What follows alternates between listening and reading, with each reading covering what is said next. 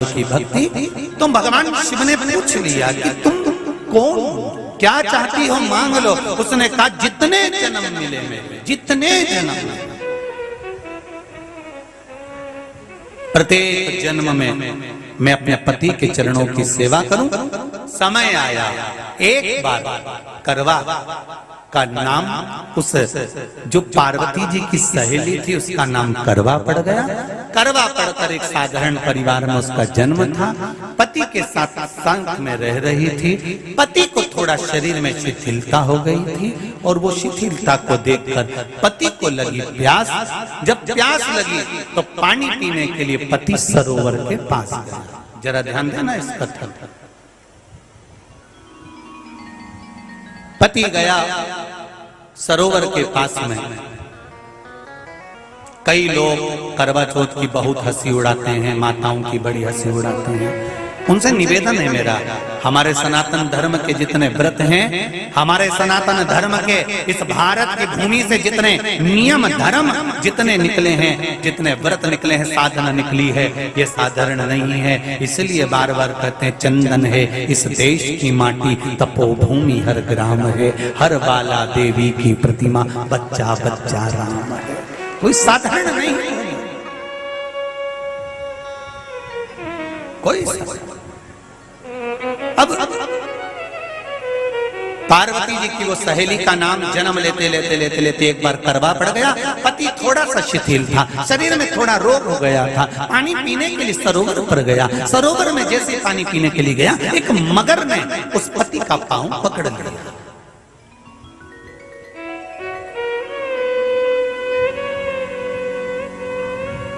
बहुत ध्यान दीजिए, हनुमान जी की सेवा करने से राम जी मिल जाते हैं। ध्यान देना जरा। करवा पार्वती जी की सखी थी, जन्म लिया मृत्यु लोक में, नाम करवा पड़ गया। करवा चतुर्थी का व्रत करने से अखंड सौभाग्य हो जाता है। मात्र पार्वती जी की सहेली का व्रत।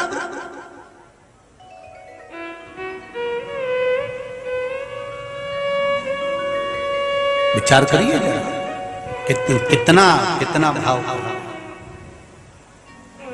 ये सेवा का प्रमाण है। भारत की भूमि पर जितने राम के मंदिर नहीं, उससे 1000 गुना ज्यादा हनुमान जी के मंदिर हैं। किसी ने पूछा हनुमान जी के मंदिर इतने क्यों हैं, तो कहा गया राम जी की सेवा हनुमान जी ने इतनी करी कि भारत की भूमि पर सेवा पूजा गई। इसलिए हनुमान के मंदिर ढेर बने हुए ढेर। हमारे यहाँ सेवा पूजा की। करवा गई, करवा ने देखा कि मेरे पति का पांव मगर ने पकड़ रखा है, और करवा शिव की उपासक थी। करवा शंकर की उपासक, और शंकर भगवान से ज्यादा करवा माता पार्वती जी की उपासक थी, क्योंकि पार्वती जी की सहेली थी।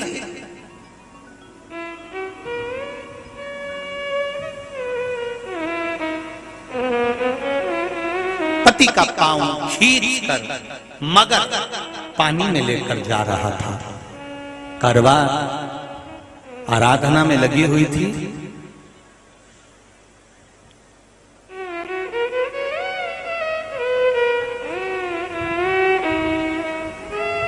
केवल करवा ने मिट्टी का एक गोल भाग ही बनाया था, जिस पे पार्वती जी का जो नीचे का पीठी का होती है उस पे शिवलिंग रखा था। केवल नीचे का भाग का निर्माण ही करा था, और करवा के कानों में शब्द पड़ गया।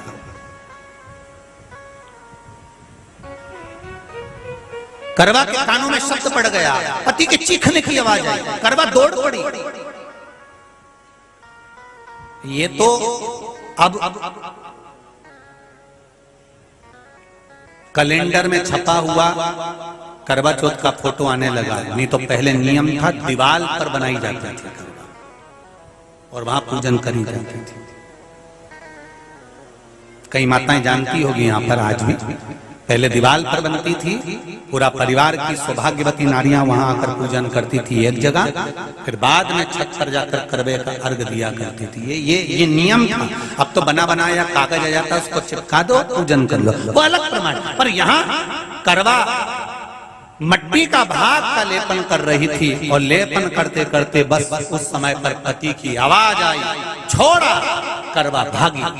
और शिव आराधना में लगी हुई करवा, पार्वती की आराधना में लगी हुई करवा भाग कर गई।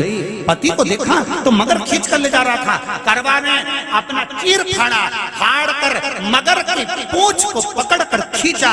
और कितना सात्विकता में बल होगा, जरा विचार करना कि मगर को खींच कर वृक्ष के नीचे ले गई, और वृक्ष के नीचे नहीं जा पाई तो वहीं पर घाट के ऊपर घास लगी हुई थी। इसलिए आज भी करवा चौथ के व्रत में आपने देखा होगा कुछ सलाखें, कुछ घास आपको मिल जाती है। उससे एक घास से, मात्र एक घास, एक घास से उसने उस मगर को बांध दिया। मगर हिल नहीं पाया। यम के दूत आ गए इसके पति को मौत के ग्रास ले जाने के लिए। यम के दूत। करवा ने पूछा तुम कौन हो, कैसे आना हुआ? यमदूत कहते हैं तुम्हारे पति का आज अंतिम दिन है, अंतिम समय, अंतिम पल है, ये मरेगा। करवा कहती अगर मारना है तो इस मगर को मारो जिसने मेरे पति का पांव पकड़ रखा है। प्राण छोड़ना है तो इस मगर के छोड़िए, मेरे पति के तो प्राण आप ले जा नहीं सकते। करवा,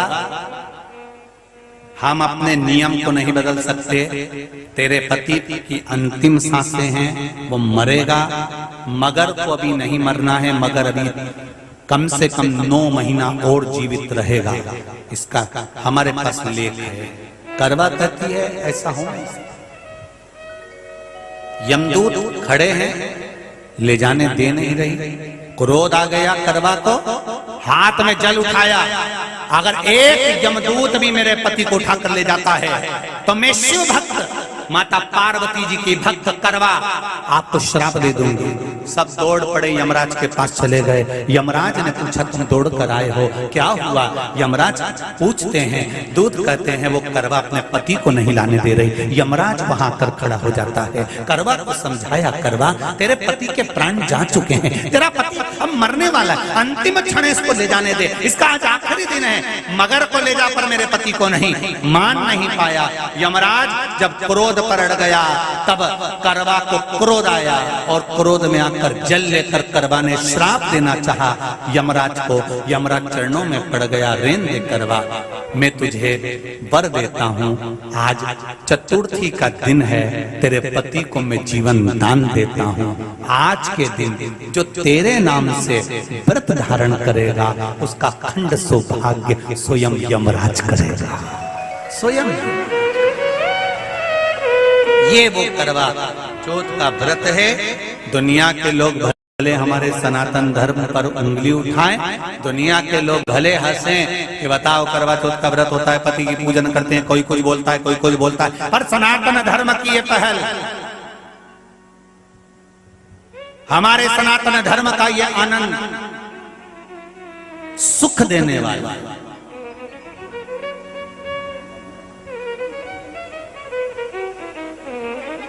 एक बात और कहेंगे आप,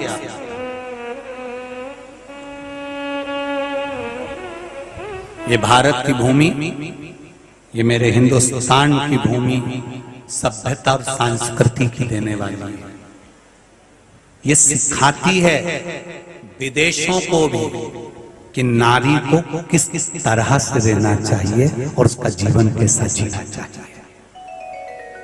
ये दिखाती है कि एक नारी अपने पति को भी यम की कैद से छुड़ा कर ला सकती है।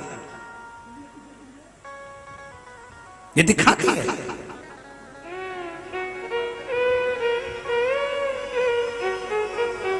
करवा का पति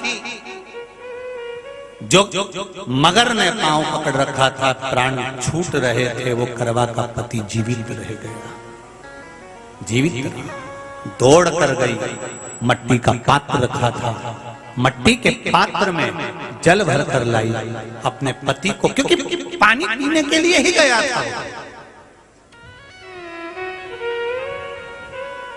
जल पीने के लिए गया था।